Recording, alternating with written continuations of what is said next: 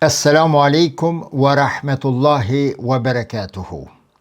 E kam thënë më shumë se njëherë në shkrimet e mia dhe në ligjëratat që po i ndaj me ju këto se jo çdo gjë që është në Islam është tekst i shenjtë nga Kurani apo Sunneti i pejgamberit alayhi salatu wassalam. Ka shumë gjëra të cilat nga kulturat e ndryshme janë inkorporuar në strukturën apo mendimin islam. Dhe kjo është shumë e natyrshme, sepse Islami duke ushtri në për gjeografi të ndryshme dhe duke kaluar prej një kohe në kohën tjetër, ka pasur transformime dhe zhvillime dinamike duke dhënë si fe, si tekst Kur'an dhe Sunnet dhe duke marrë nga këto kultura si tradit dhe si përgjithësim i mendimit islam. Bile, nëse ju kujtohet, kur kam folur për vahjin në një video të kaluar, kam thënë se edhe vetë vahji apo revelata, shpallja e Zotit ka pasur transformime nga koha në kohën tjetër. Prej Ademit alayhis salam deri te Muhammedi alayhis salatu wassalam.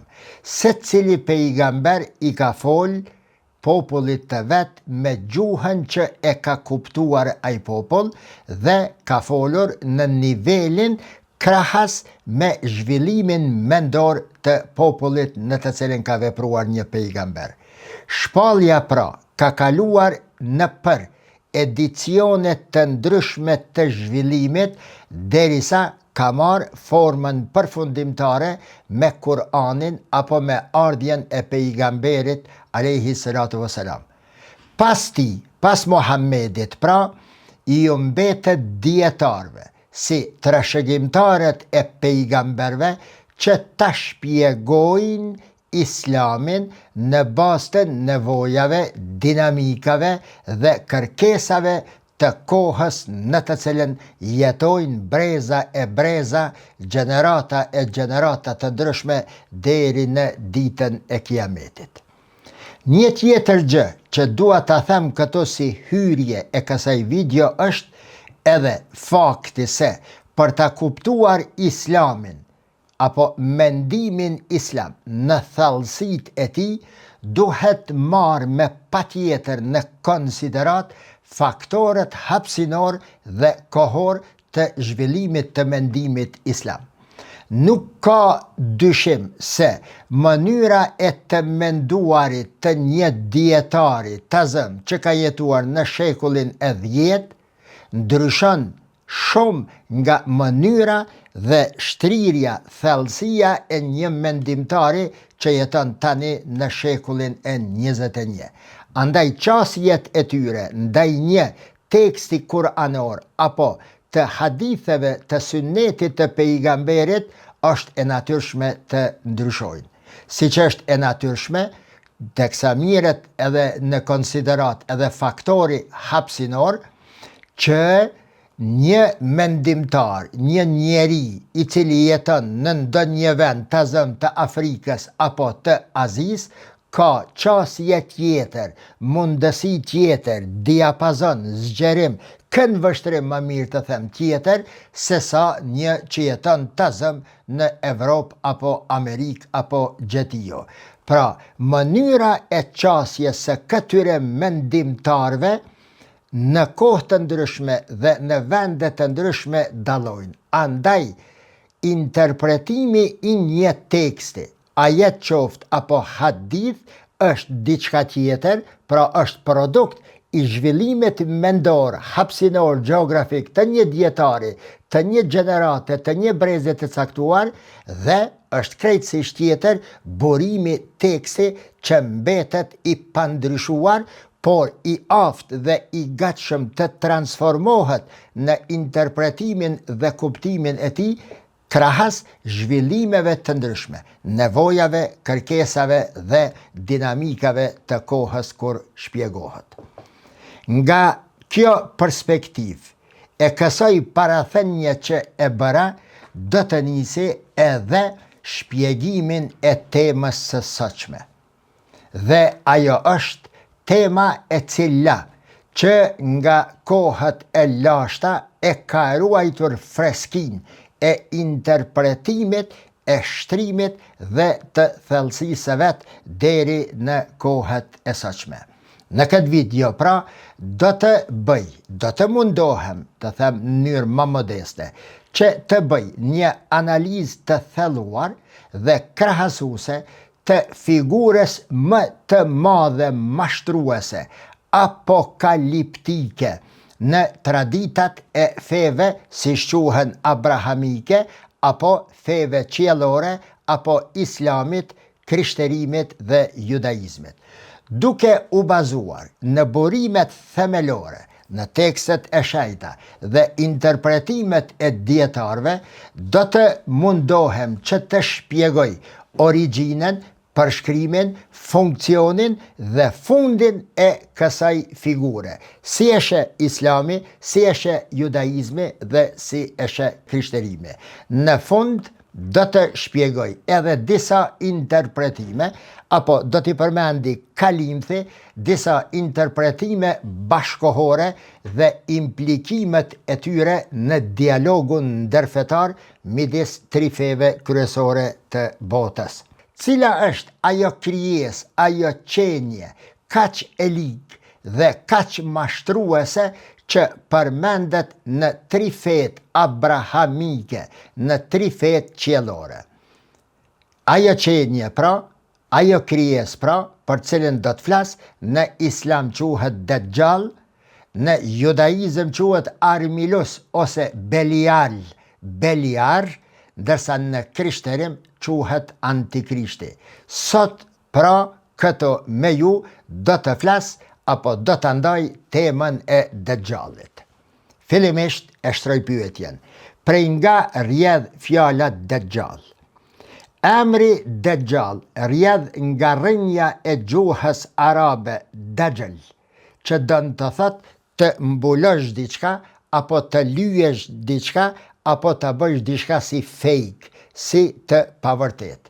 Burimet klasike thonë se është fjala për një person që besohet se do të shfaqet në akhiruz zaman, në kohën e fundit, si shenjë e kiametit, apo e apokalipsit me këtë gjuhën moderne, dhe i largon njerëzit nga rruga e drejtë përmes disa veprimeve të mbinatyrshme, të cilat ata të cilët mashtrohen, lajthiten, besojnë se veprimet e tij janë të vërteta dhe janë të shëndetshme, të dobishme për njerëzimin. Por çka në fakt është Dejjali?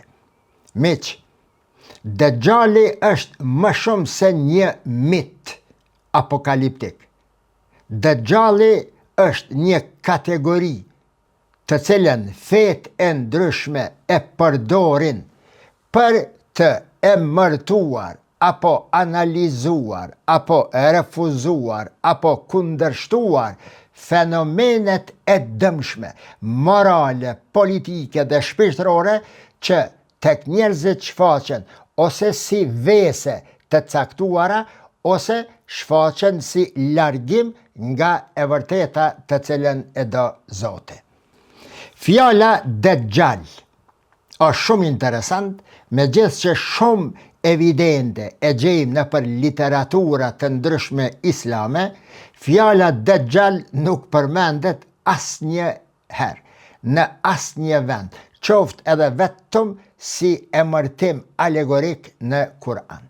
Pra, Dejjalin nuk mund ta gjejmë si fjalë në Kur'an, por e gjejmë në hadithe të shumta të Muhamedit alayhi salatu wasalam. Bile në ato hadithe përmendet së bashku me fjalën Mesih, Dejjalul Mesih apo Dejjalud Dalale, Dejjali mashtrues apo Dejjal el Mesih, dhe përshkruhet në këto hadithe si një person, si një fizikum që flet fjalë të bukura me qëllim që të mashtroj bashkëbiseduesin e tij. një person, një individ, një fizikum i ligë që i mungon her një vetël, her një sy, paraqitet me dy krena dhe formatet të ndryshme që do të kuptojmë edhe më mirë më poshtë. Fjallën Dejjal, të cilën nuk e gjejmë në Kur'an, e gjejmë thamë në hadithet e pejgamberit, dhe atë në Sahihi Muslim, në Sahihul Bukhari, në literaturën eskatologjike të teologëve të hershëm dhe të mëvonshëm, mutaqaddimun dhe mutaakhirun. Por e gjejmë edhe në shkrimet e komentuesve të hershëm dhe të mëvonshëm të Kur'anit. Ibni Kathiri e përmend Dejjalin në tefsirin e tij, e përmend Kurtubio, e përmend Nevevio dhe disa të tjera.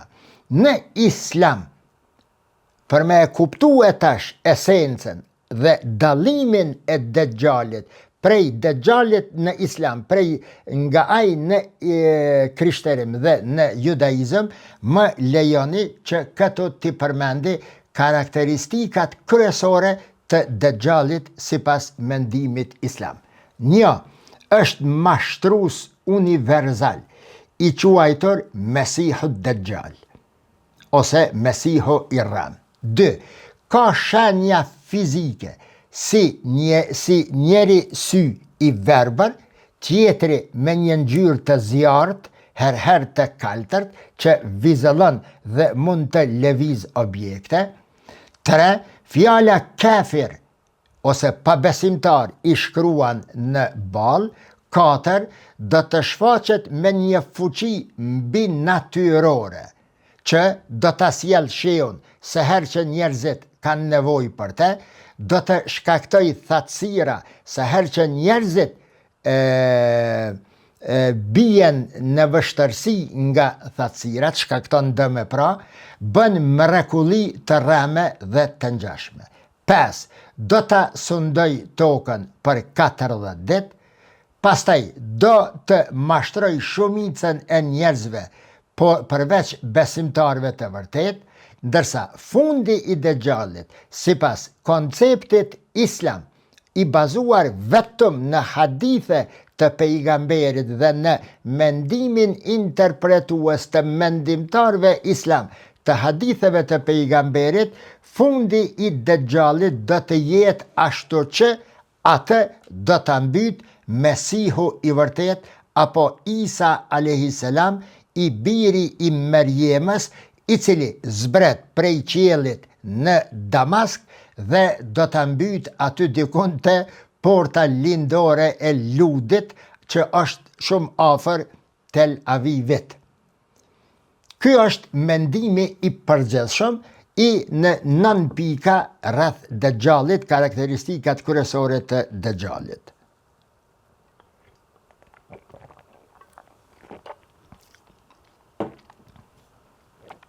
Sa jam të folë për Dejjalin, me patjetër e duhet gjithmonë, po bashkësante do të me thonë bismillah edhe elhamdulillah kur pi ujë ose kafe eventualisht. Po çfarë është Dejjali në judaizëm, në fen hebreje? Thash në fillim se Dejjali në islam quhet Dejjal, ndërsa në judaizëm quhet Armilus, ose Belial, ose Beliar.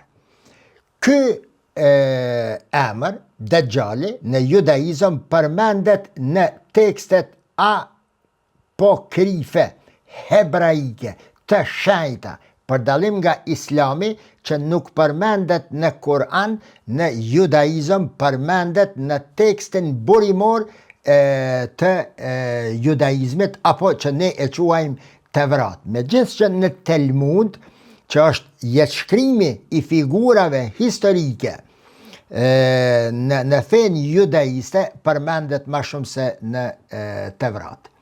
Gjithashtu, përveç kësaj, Dejjali apo Armilusi përmendet edhe në literatura rabinike të mëvonshme, si dhe në tekste historike që flasin për burimin dhe gjenezën e prejardhjes së popullit hebrej apo të Benu Israilve apo të Izraelitve. Karakteristikat e tij në judaizëm janë mesavian. Një, është kundërshtari Mesijës apo antimesia hebreje. 2. Shpesh identifikohet me tiranët romak, nuanca politike për dallim tek Islami.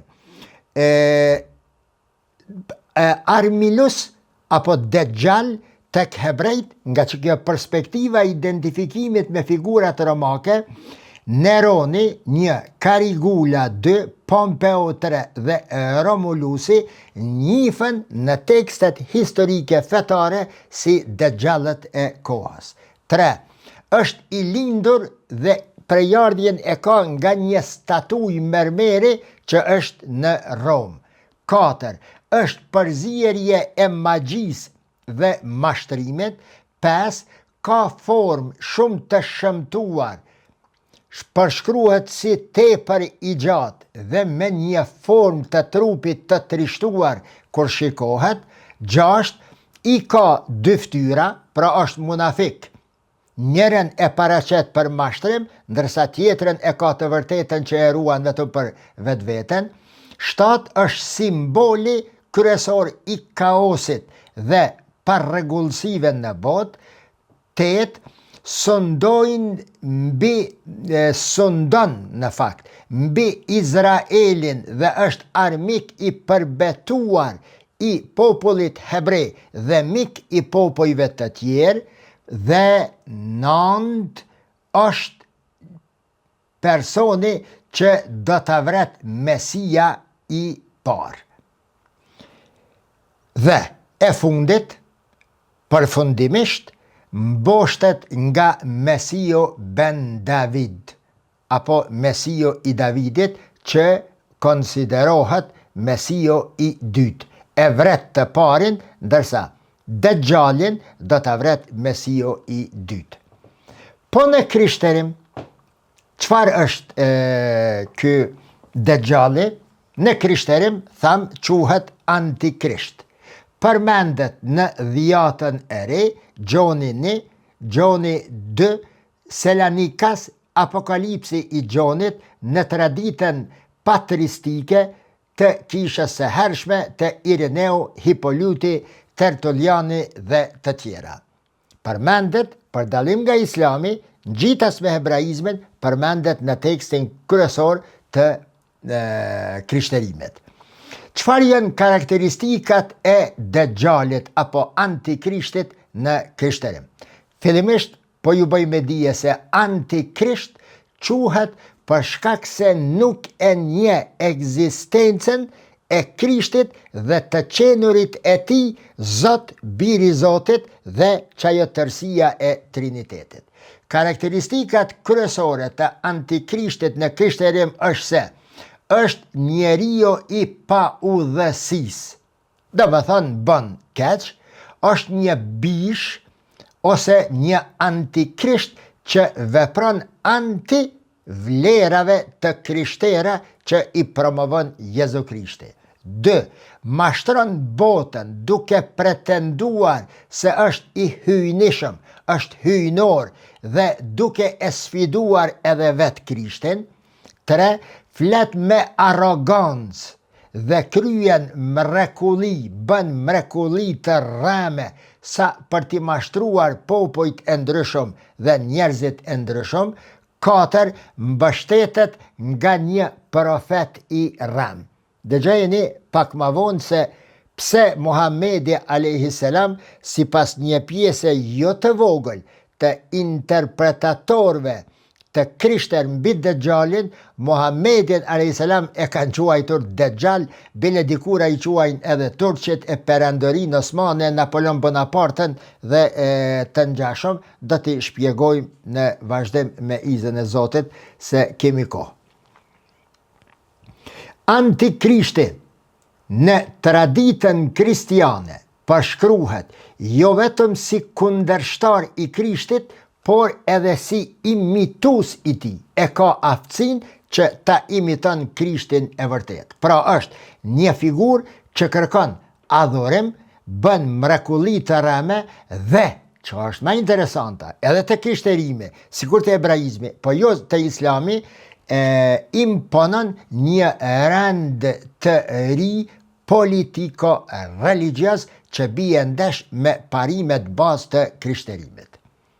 Po si do të përfundoj antikrishti sipas krishterimit, mboshtet nga krishti i dytë, pastaj bëhet një betejë midis forcave të mirës, të së mirës dhe të së keqes, që me këtë zhargonin që e keni dëgjuar quhet Armagedoni, pastaj 3 antikrishti dhe profeti i rrem do të hidhen në liçenin e zjarrit sipas zbulesës 19 në dhjatën e krishter. Do me thonë, miq, Dejjali, Armilusi dhe antikrishti kryejnë mrekulli të rreme për t'i bindur njerëzit dhe do të mundohen që t'i mashtrojnë besimtarët.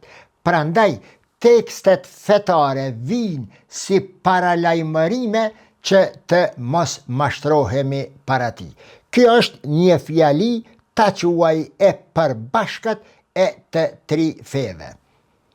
Jo rastisht, të nderuar, e nisa pyje këtë ligjëratën e santme me atë parathanjen ku fola se tjetër është teksti burimor i Kur'anit dhe Sunnetit dhe tjetër është interpretimi i tyre që bëhet nga mendimtar të ndryshëm, në për kohë të ndryshme, në për gjeografi të ndryshme, në rrethana, kërkesa dhe dinamika të ndryshme përgjatë historisë ose zhvillimit historik të mendimit islam, jo të tekstit islam, si Kur'an dhe Sunnet. Dallimet kryesore në këto 3 fe, sa i përket Dejjalit, janë mesavian. Islami e sheh Dejjalin si një njeri i rrem, jo hinor, por shumë i fuqishëm, që konsiderohet si një sprov nga Zoti për njerëzit, atë do ta vret Isai dhe është një figurë më universale në rrafshin teologjik sesa një figurë historike apo politike. Judaizmi, në anën tjetër, e sheh Armilusin si një qenie demonike me elemente mitologjike, ku në këtë rast përmenden 2 mesia, Ben Gjozefi dhe Ben Davidi. Armilusi e vret të parin, e vret Ben Gjozefin, ndërsa Armilusin do të vret Ben Davidi. Krishterimi e sheh, pra, si përmbledhje e kësaj që e them deri më atje, antikrishtin si mishërim i së keqes që lidhet me Satanin dhe pranon ekzistimin e vetëm një Mesijas me të cilin do të ballafaqohet. Që ky Mesia do të shkatron antikrishtin dhe krishterimi gjithherë e lidh atë me bilet të jem më modest. Në krishterim, antikrishti shumë herë, në të shumtën e herave, identifikohet me perandor tiran në përkohë të ndryshme që kanë zhdredhuar apo çorientuar mendimin bazë të krishterimit. Në minutat në vazhdim, do të mundohem, mbas edhe e pritni, që ta shpjegoj në mënyrë pak më të detajuar mendimin islam në lidhje me Dejjalin, pa harru, inshallah s'harroj, në fund me dhon edhe mendimin tim të bazuar në atë që e kam kuptuar gjatë kohës, gjatë studimeve të mia, gjatë leximit të teksteve dhe gjatë përpilimit të kësaj teme. Thash në fillim, në Kur'an në asnjë vend nuk përmendet Dejjali. ai përmendet kryesisht në hadithet të pejgamberit. Dietarët klasik të hadithet, si Buhariu, Muslimi dhe të tjerë, flasin edhe për pamjen e tij, flasin hadithet aty edhe për veprat mashtruese, për shenjat paraprake, për shfaqjen e tij dhe përfundimisht transmetojnë hadithe mbi mposhtjen e këtij Dejjalit nga Isa alayhi salam, por që në disa tradita apo burime të traditës së mendimit islam flitet edhe për Imam Mehdiun, se edhe ky do ta mbyt antikrishtin apo Dejjalin.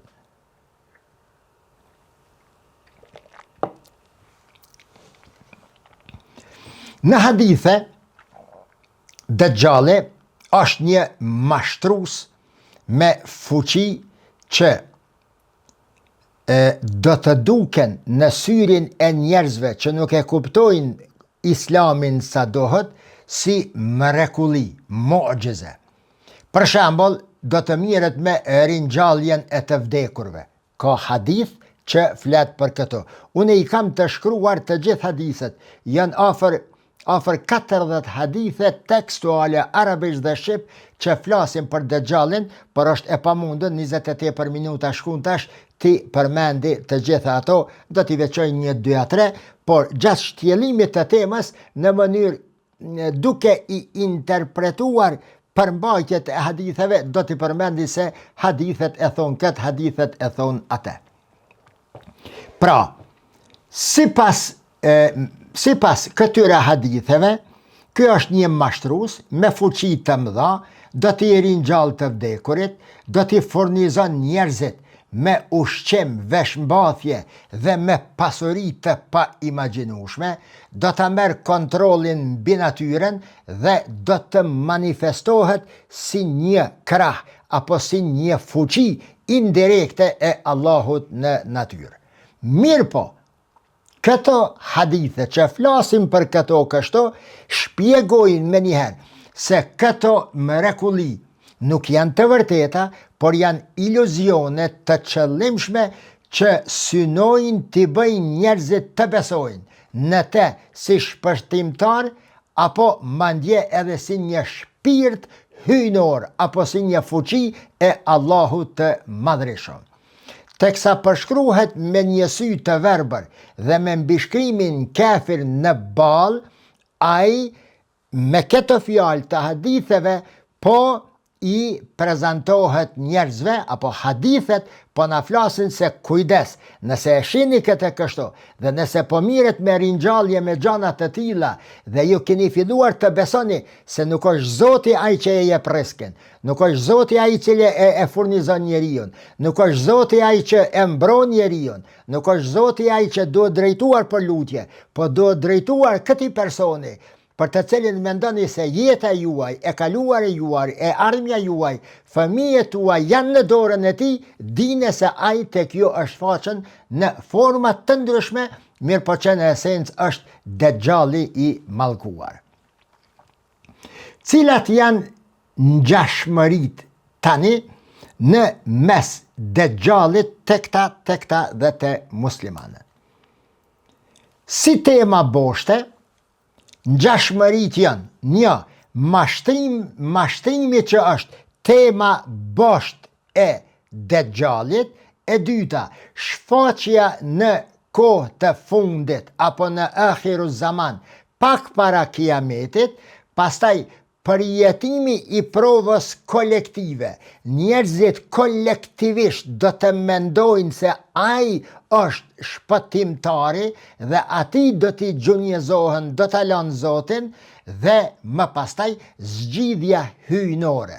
Pra, çeto 4 pika janë të përbashkëta tek të trifet. Mashtrimi që është tema qendrore aty, shfaqja në kohën e fundit, përjetimi provës kolektive dhe zgjidhja hyjnore. Të që kjo zgjidhja hyjnore, me gjithë që është e përbashkët për trifet, ka disa nuanca dallueshme. Për shembull, në Islam, zgjidhjen hyjnore do ta sjell Isai alayhi salam, në krishterim Jezusi, ndërsa në judaizëm është rikthimi që quhet mesianik, apo intervenimi hyjnor i fuqizimit të judaizmit, i cili thot se do të vi koha kur e gjithë struktura, superstruktura, njerëzimi e ardhmja e tyre, shpresat e tyre do të koncentrohen ka Tel Avivi apo ka Izraeli. Po dallimet thelbësore cilat janë këto, personifikimi. Islami dhe krishterimi e shohin si një figurë apo si një individ, judaistët e shohin në formë tjetër, qëndrimin ndaj Krishtit, për shembull, Isa alayhis salam është vetëm i dërguari i Zotit, tek të krishterët është vetë Zoti apo i biri i Zotit, që një farë inkorporimi më i drejt për drejt në luftë kundër antikrishtit, dhe natyrisht teologjia e shpëtimit. Me po kronologjikisht burimet të cilat flasim për këto, shpëtimi i njerëzimit nga antikrishti të krishterët lidhet me personin e Krishtit dhe sakrificën e tij që e ka bërë për njerëzimin, tek Islami lidhet me ndërhyrjen, providencën dhe interferimin direkt hyjnor të Allahut të Madhreshëm, ndërsa tek judaizmi shpëtimi lidhet me rikthimin mesianik, siç e përmenda pak më lart. Teksa po flas për mendimin islam, për ta veçuar nga dy të tjerët, e them edhe një herë duke e nënvizuar se historikisht figura e Dejjalit apo antikrishtit është përdorur tek dy fetë e tjera për të denoncuar diktaturat të ndryshme, për të denoncuar imperializme dhe shtypës të ndryshëm, por që në islam, me gjithçka të diktatorët, sheh islami muslimanët sifate cilësi të një dejjali shkatrues dhe çorientues i moralit njerëzor, në islam nuk është fol asnjëherë, së paku në tekstet të shkruara, se ka pas një dejjal me këtë, përveç një emri që përmendet në historinë e hershme se dejjali do të vije në formën e tij, nëse kam kohë do ta përmendi më pak. E mira e dejjalit. Çfarë e mire mund të nxjerrët nga dejjali? Po flas pak, jo politikisht, po nga një këndvështrim analitik.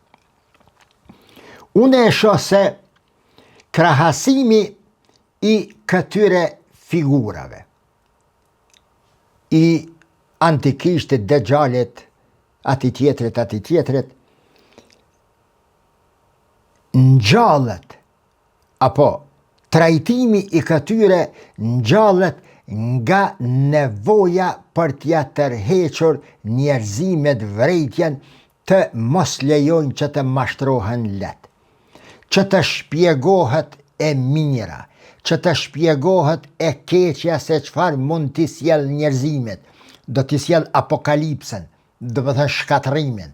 Pastaj, kjo tema e dejjalit shumë herë në tradita teologjike të këtyre feve, ndonjëherë edhe si dialog ndërfetar, e kanë gjallë idenë e komunikimit rreth asaj se nëse ka një Zot në univers, pse të ketë edhe një fuqi kaq e madhe sa të bëj dëm kaq shumë njerëzimet?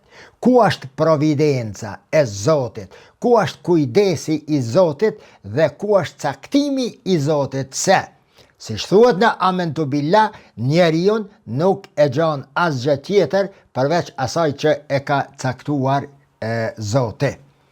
Gjithsesi, është një hadith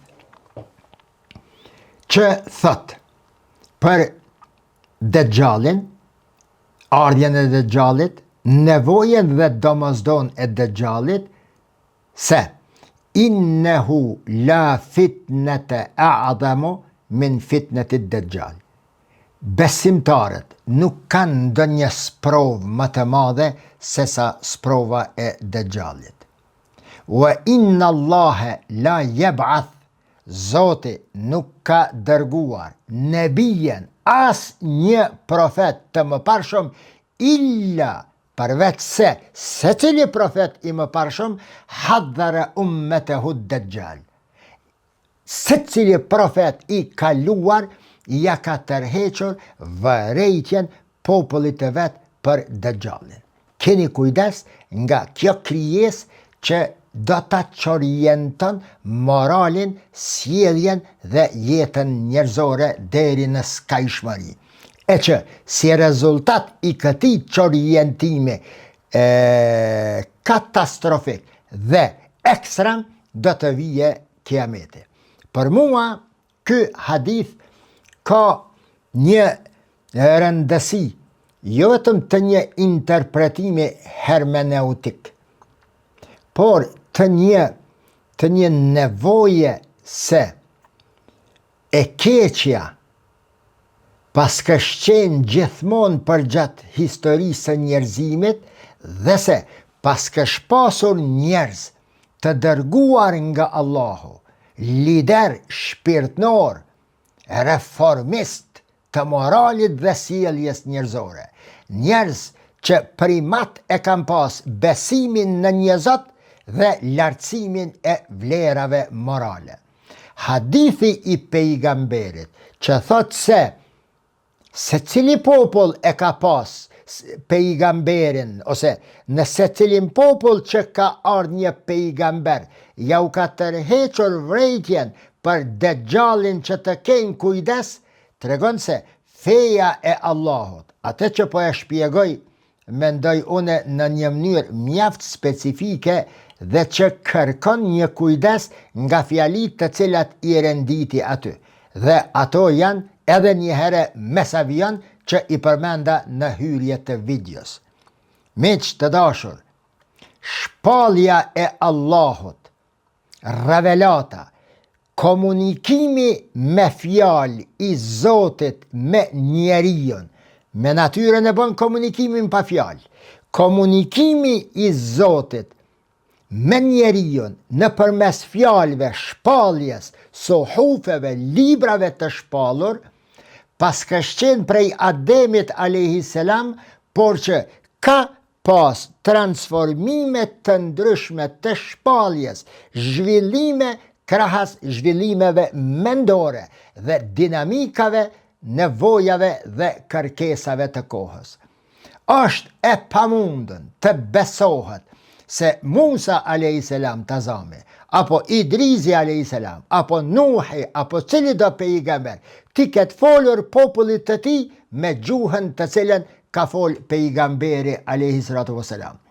Pa dosh të lëshohëm në këtë interpretim, në këtë shpjegim të vahjet, a une mendoj se shpjegimi i vahjet është shpjegimi më i rëndë që mund të bën një dietar islam, ndërsa kuptimi i vahjet, si në rrafshin sociologjik, si psikologjik, si filozofik, si të jetës në përgjithësi, është bërthama e kuptimit të dinit të Allahut.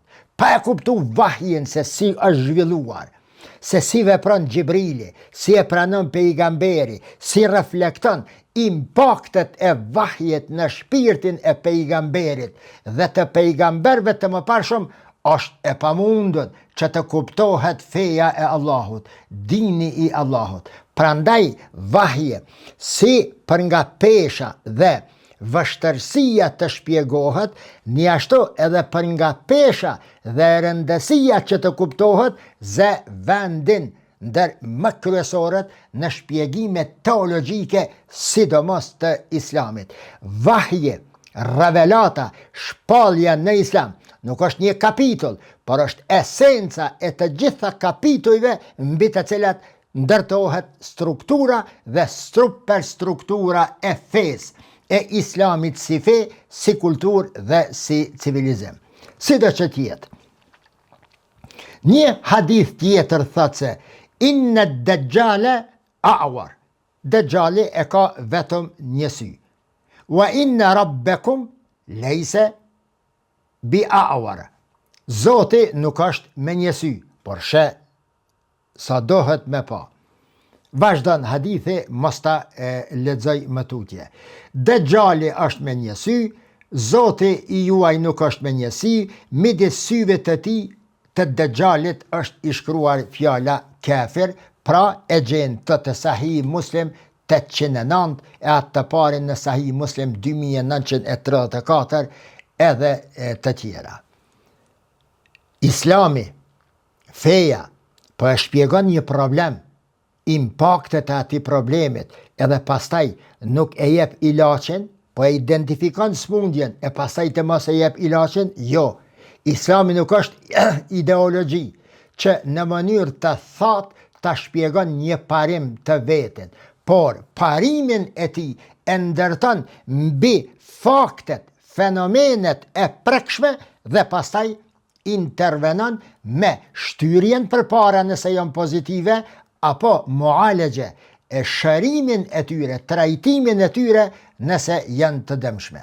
Tek rasti i Dejjalit, pejgamberi alayhi salatu wassalam thot: "Men hafidha 10 ayatin min awwali surati al-Kahf", kush i mëson 10 ajetet e para të surës al-Kahf, usime min ad-Dajjal. E Allahu do të ruan atë nga Dejjali.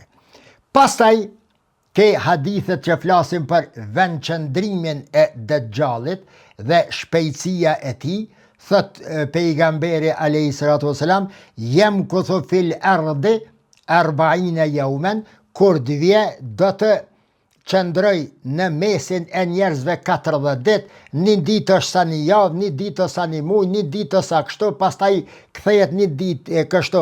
Hadithet e pejgamberit e kije në Sahih Muslim 2937.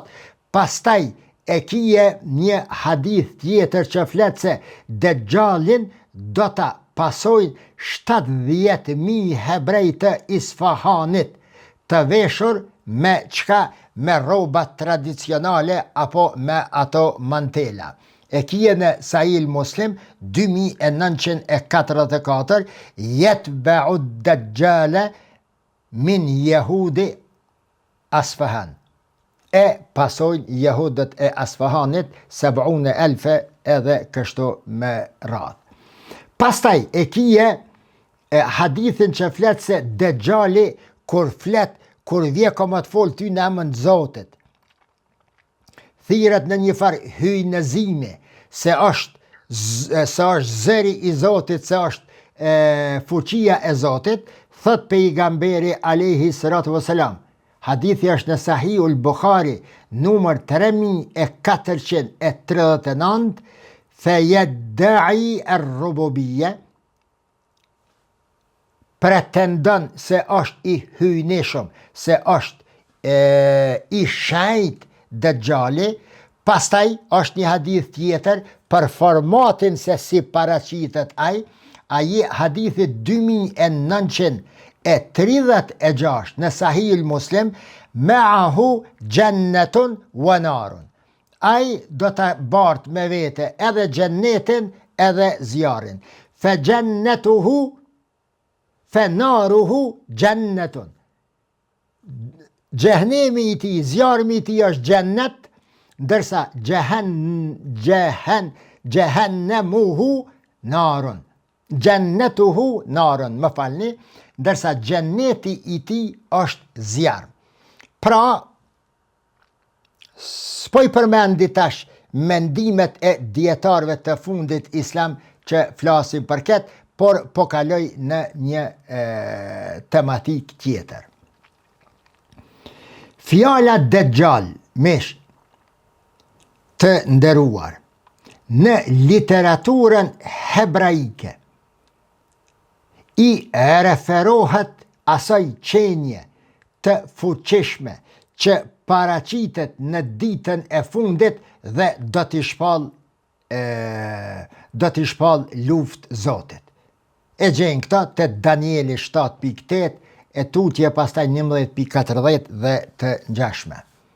Disa studius të judaizmit këtë qenje ia atribuojnë mitit të Tiamatit, se pas kështë qenë një person i cili ka shkatruar kulturën, traditën dhe thesarin e judaizmit, dhe se i vetmi që ka mujt me e luftue atë është Zoti Jahme.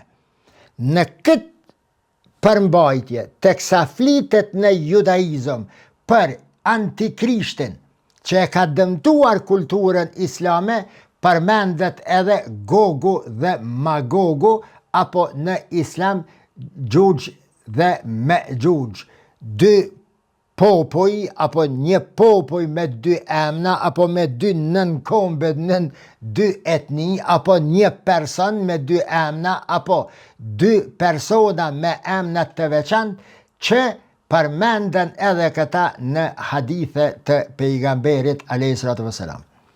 Jëm të e pa misht se është tema, do me thonë, ka shumë dimensione.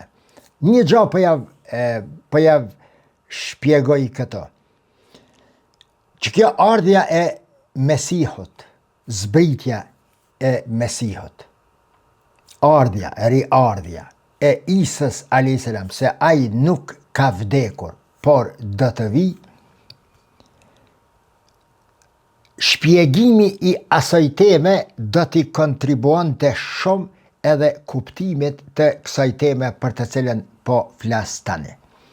Andaj po e marr përsipër me izën e Zotit, së paku në këto përmasa sa u mundova të tani ta shpjegoj këtë temë, ta shpjegoj edhe çështjen e Isës, ardhjes e Isës, mundësisë e ardhjes së tij, tekstet e shenjta në Kur'an dhe në hadith që flasin për të pa ne së bashku se a është mashtrim siç mashtrohet edhe me Dejjalin, apo është e vërtet siç flitet për të vërtetën e Dejjalit në për hadithe të pejgamberit a.s.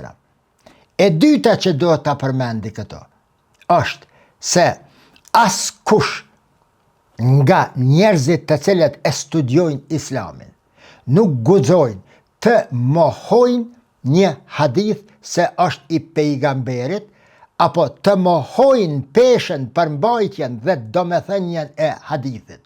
Do të konsiderohej ose një i çmendur ose një pabesimtar. Megjithatë, problemi nuk ka këtu, se këto si me skalper po e dami, ato shka bën edhe ato shka nuk bën.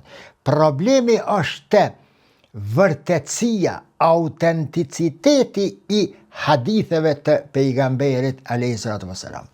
Ta zam, ka dietar të shquar, Taftazani për shembull, kur është i pari Taftazani, prej muteakhirinëve, një prej ta quaj kështu 10 kokave më gjeniale të mendimit islam, 10, se ndoshta është ndër 5 kryesorët, thotë se ardhja e Dejjalit nuk ka të bëjë me figurën e tij kështu, por e shpjegon në mënyrë që konsiderohet më pastaj i pari dietar islam që e hap derën e interpretimit të vërtetësisë të hadithit apo të përmbajtjes së hadithit. Teksa flitet se Dejjali ka me zbrit herë qëtohe, ka me bo këto, e thot një fjali se fakti që përmenden shumë emna të vendeve të ndryshme, që kanë të bëjnë me atë rajon të botës, neve na jep mundësien të interpretojmë se që aty dikun pas ka me zbrit. Ose, ke dietar të më vanshëm, Rashid Rida, pastaj Bejumi, pastaj Muhamet Abdo, pastaj Sheltuti, pastaj shumë të tjerë, marrin guximin, sidomos Muhamet Abdo, dhe thot se hadithet ose nuk thët hadithet, por fjalët të cilat flasim për Dejjalin janë gënjeshtra dhe mashtrimet të vërteta.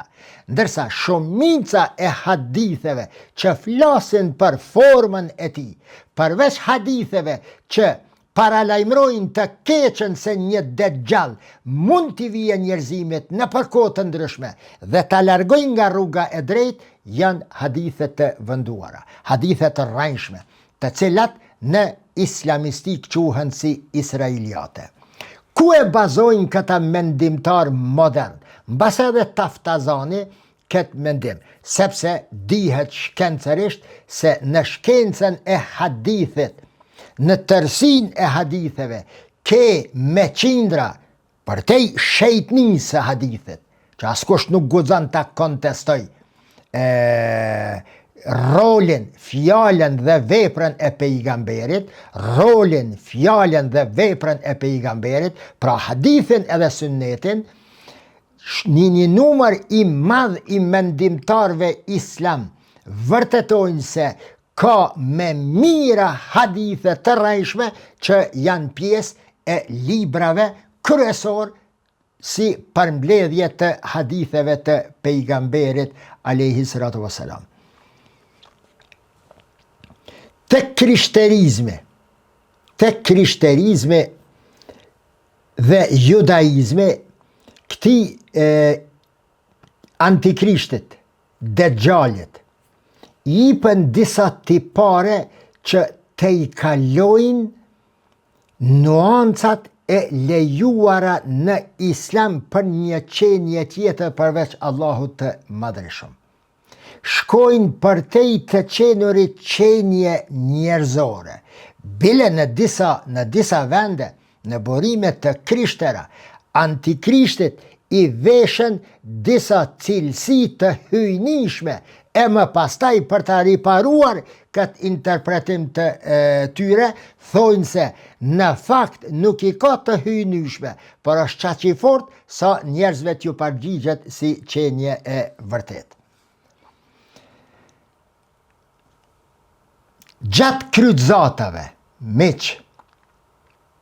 kryqëzatave, hebrejt e shpërndaj një ide se Dejjali është pikërisht turku, i cili nuk i ka lejuar ushtarët e kryqëzatave nga Evropa të kalojnë nga për Anadol, por Selgjokët, Osmanët më pastaj, por Selgjokët në atë kohë, i ndalojnë, ju dalin në prit kryqëzatave për të mos shkuar me e pushtuar Mesgjidil Kutsin, apo Kutsi Sherifin. Hebrejt, e në mesin e tyre ka edhe të krishter, që këtu bazohen dhe fillojnë t'i quajnë turqit Dejjalët e kohës së vetë. Prandaj, sipas teorive hebreje, do të vi një kohë që do të vije Mesihu, i cili fillimisht do t'i vret Dejjalët të cilët kanë mundësuar shkatrimin e thesarit kulturor të hebreizmit dhe më pastaj do t'a vret Dejjalin kryesor në kohën kur paraqitet Mesihu kryesor.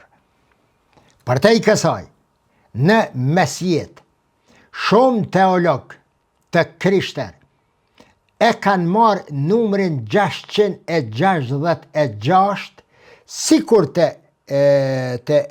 hebrejt si një numër i cili personifikon ftyrën dhe veprimtarin e Dejjalit. Pastaj, numri 666 jashtojnë 1000 edhe e bojnë 1666 vetë ky kur, sipas teorisë teologjike, religjioze të krishterët asaj kohe, në vitin 1666 do të vije Dejjali, do të shkatron çdo gjë, do të bën panik të madh dhe do ta merr sundimin në dorë, që i imponon pastaj kishës katolike në Evropë t'i marrë frejt në dorë, inkorporimet e më të qeshme edhe të kitërës protestante e natyrisht edhe asaj ortodokse që ti sulmojnë dhe ti demaskojnë këto ide si të pavërteta dhe që nuk kanë asgjë të përbashkët me realitetin. Kthyer të mendimi islam, përderisa Kur'ani nuk e përmend Dejjalin, por e përmendin hadithet e pejgamberit alayhi salatu wasalam, është vështirë që të merë guximin dikush, ta merë guximin dikush dhe ta mohon ekzistimin e Dejjalit. Tjetër është mendimi racional i një besimtar, në rastin konkret me mua këto. Ama bash hiq racionalisht, me mendje të shëndosh, nuk ka të bëjt asgjë me vërtetësinë dhe me realitetin. Por çfarë ti bësh interpretimit për te racional të islamit, që konsiderohet shpallje dhe pejgamberi i ardhur nga Zoti, i cili i thot disa hadithe dhe të cilat i ke të interpretuara dhe të shpjeguara në të gjitha librat bazë të haditheve të pejgamberit. Për këtë arsye, miq, është e vështirë të bihet fjala përfundimtare në atë se a ka me ardhë Dejjal, a nuk ka me ardhë Dejjal.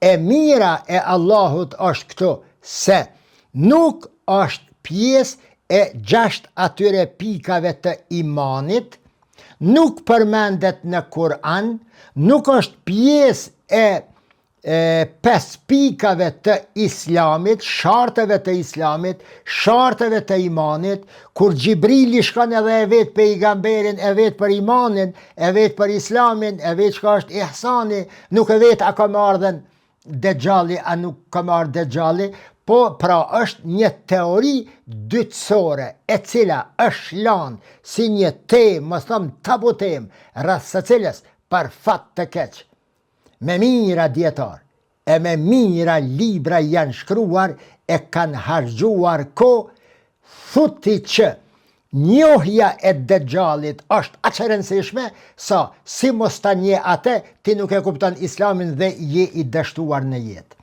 O zotni, edhe pa e përmend Dejjalin hiç, për alamin jamën tjetër, druni, ose guri, ose djeli. Edhe po të themun e tyje se ke kujdes pe qëti drunit, pe qëti djelit, pe qëti gurit sen. Qfar vlere ka kjo nëse thuhet vetëm si teori dhe ti nuk i merë për masat e nevojshme për ta parandaluar një të keqe apo për ta ndaluar vetë veten që të shkoj ka jo e lik të cilën e thret apo e promovan Dejjali. Për këtë arsye, mendimtarët modern në botën islame janë me emna dhe me mbiemna këta mendimtar, të cilët flasin se Dejjali nuk është një figur. Sikur Muhammed Rida, sikur Rashid Rida, Muhammed Abdo, Muhammed El Belhi, Said Nursi, Kamil Mirasi, pastaj Muhammed Esad, pastaj Abdul Wahid Yahya dhe të tjerë, koka gjeniale të mendimit islam, shkojnë ka ajo dhe thonë se Dejjali është modernizmi materialistik, parja, dhënja vetëm ka jeta materiale dhe harresa e anës shpirtërore të njeriut. Mendimi im personal, anon ka që kjo, duke e shtuar një fjali timën, përshkruese dhe bindse së cilës nuk i lëkundem as një milimetër. Nuk më intereson mua fare se a është njeri a nuk o njeri, a e ka një sy a nuk e ka një sy, a e ka një vetull a nuk e ka një vetull, a është Neroni, a është Caligula, a është ai tjetri. Mua më intereson mësimin të cilin ma jep Kur'ani, ma jep Sunneti, mendimi islam, mësimi islam i cili thret që të largohemi detyrimisht nga ato që manifestohen si veprimet të Dejjalit. Pra, qenja e Dejjalit si Dejjal nuk është me rëndësi në këtë rast, por puna e tij në të cilën thret ai që besimtarët dohet të largohen. Wassalamu alaikum wa rahmetullahi wa barakatuh.